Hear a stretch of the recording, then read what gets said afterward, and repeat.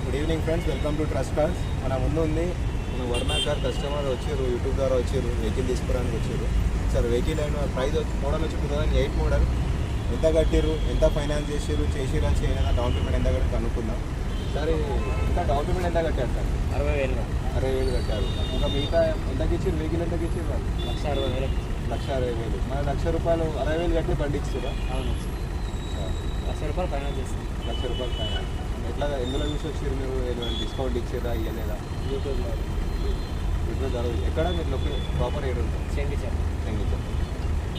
విన్నర్గా friends 160,000 కట్టారు. Vehicle తీసుకున్నాక 1 lakh down payment కట్టారు.